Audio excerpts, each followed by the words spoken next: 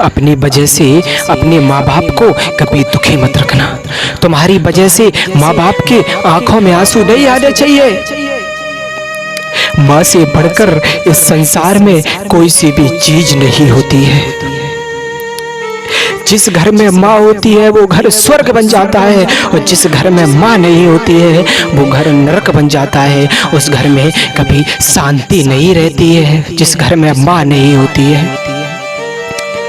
जब हमारे ऊपर दुख का पहाड़ टूटता है, जब हमारी मुसीबत आती है तो दुनिया हमारा साथ छोड़ देती है, दुनिया दूर चली जाती है, लेकिन माँ हमारे दुख का सामना करती है, दुख में साथ देती है।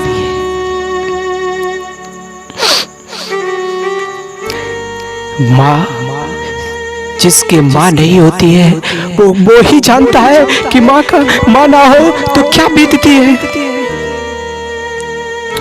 बड़े भाग्य वाले लोग वो होते हैं जिसके घर में माँ होती है।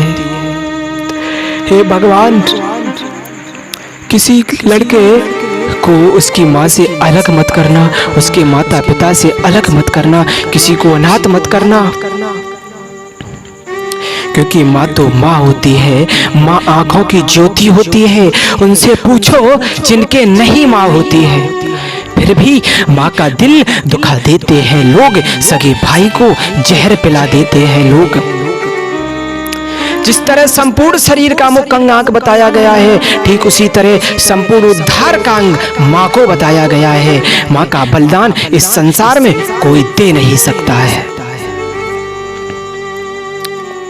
एक बेटा था, वो अपनी माँ के पास गया, उसने कहा माँ मैं आपसे मैं उद्धार होना चाहता हूँ, आपके ऋण के कुरण होना चाहता हूँ। माँ ने कहा तू एक जीवन क्या, तू 7 जीवन लगा रहे तो मुझसे ऋण कुरण नहीं करवा सकता, ऋण से अदा नहीं हो सकता। बेटा ने कहा माँ मैं तुमसे ऋण अदा करना चाहता हूँ। माँ ने कहा मेरे साथ एक रात्रि लेट जा। बेटा लेट गया और माँ ने एक बाल्टी अपने चारपाई पर रख ली। रात का समय हुआ तो माँ ने एक लोटा उसके साइड पानी फैला दिया। बेटा रात्रि में उठा, उसने कहा माँ ये पानी कहाँ से आया है। माँ उठी, माँ ने कहा बेटा ये पानी मेरे मलमूत्र आया है, मेरी तबीयत बहुत खराब थी तो मलमूत्र बह गया। बेटा झट से उठा, गुस्से में गया और वो दूसरे घर बिस्तर पर लेट गया जाए, और माँ पीछे से गई। माँ ने कहा बेटा ये मेरा मलमूत्र नहीं था, ये मैंने तुझे अजवाया था तब तू राज में मलमूत्र रात्रि में करता था, रात्रि में मलमूत्र करता था। एक साइड अगर मलमूत्र करता था तो मैं दूसरी साइड तुझे लिटाती थी, मैं खुद गीले में सोती थी, तब तू दूसरी साइड मलमूत्र करता था तो मैं गीले में सोती थी, पर तुझे अपने करीजे से लगा लेती थी। माँ का बलिदान इस संसार में कोई दे नहीं सकता। कि ऊपर जिसका अंत नहीं है उसी को हम माँ से माँ कहते हैं, जिससे जिसका अंत नहीं उसी को हम माँ कहते हैं। ऊपर चाहे जितने चले जाओ कोई अंत नहीं है, उसको हम आसमां कहते हैं, और जिससे जिसका हमारा अंत नहीं है वो उसे माँ कहते हैं। एक बेटा गरीबी में पला, जब उसकी नौकरी लग गई तो जब वो नौकरी पर गया उसने अपने पिता से कहा कि पिताजी मैं जब आऊंगा तो आपको क्या लाऊं। पिता ने कहा बेटा मेरे कपड़े नहीं हैं, मुझे कपड़े की जरूरत है। और बेटा ने अपनी छोटी बहन से कहा, छोटे भाई से कहा, सबने अपनी अपनी डिमांड रखी कि मुझे ये भैया लाना, ये लाना।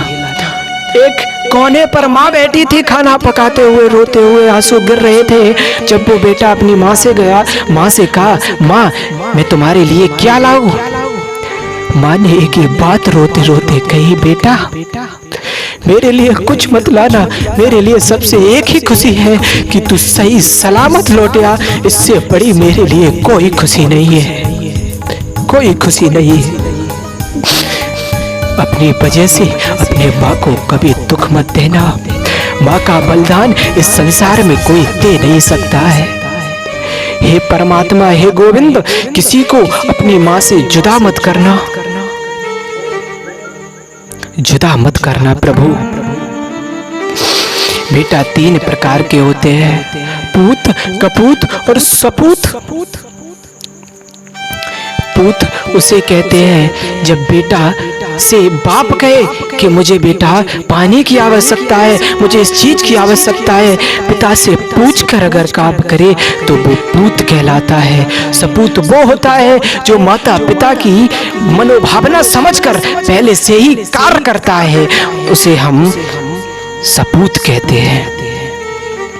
और जो माँ बाप चिल्लाते रहे और बेटा काम ना करे उसे कपूत कहते हैं। जिस घर में कपूत पैदा होता है वो घर नरक बन जाता है। उस घर में कभी शांति नहीं रहती है, उस घर में कभी शांति नहीं रहती है।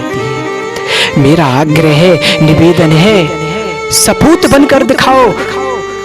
माँ ने बहुत कष्ट झेले हैं तब आपको इतना बड़ा कर पाया है। माँ का बलिदान कोई संसार में दे नहीं सकता।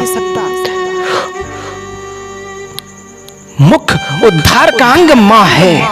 मातृ देवो भव, पितृ देवो भव, अतिथि देवो भव। एक बार बच्चा लड़का अपने पिता से उद्धार हो सकता है, अपने पिता से भी उद्धार हो सकता है, अतिथि से उद्धार हो सकता है, बुजुर्ग के आशीर्वाद से उद्धार हो सकता है, लेकिन बेटा कभी अपनी माँ से उद्धार नहीं हो सकता है।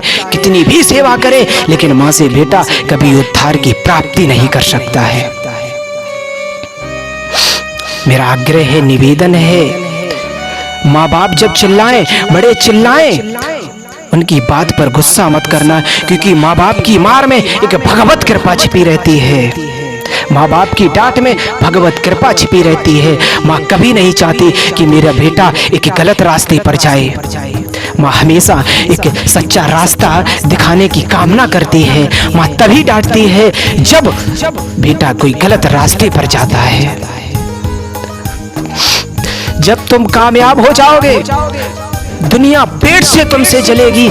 माता पिता एक ऐसे होते हैं जो तुम्हारी खुशी में तुमसे दुगनी खुशी माँ बाप को होती है जितनी तुम्हें नहीं होती है।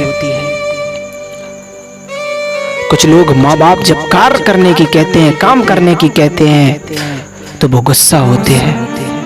मैं उनसे कहना चाहूंगा, जब आप युवा हैं तब आपको आलस है, माँ बाप से कह रहे हैं कि पिताजी ये काम करो, वो तो बुढ़ापा है।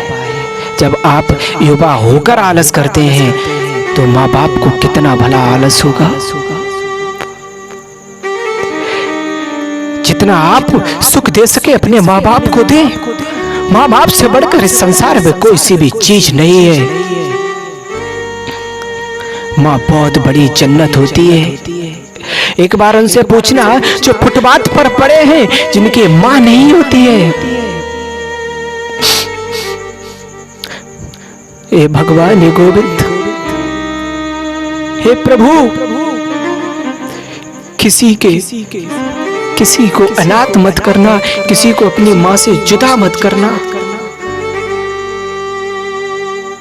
जुदा मत करना।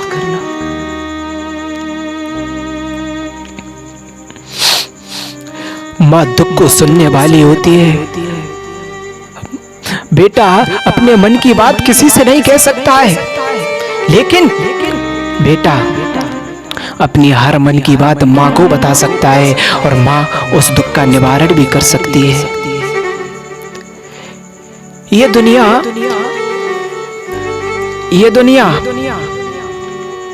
तुम्हारी दौलत की भूखी है, आपकी ताकत की भूखी है, लेकिन जब बेटा लट जाए तो आपसे ये कोई नहीं कहेगा माँ के अलावा। सिर्फ माँ कहती है कि बेटा लट गया है, क्या बात है, कुछ खाया कर, कुछ पिया कर।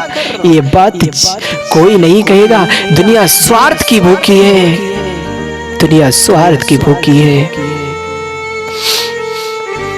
मेरा आग्रह है, निवेदन है, अपनी वजह से अपने माँ बाप को कभी दुखी मत रखना, दुखी मत रखना।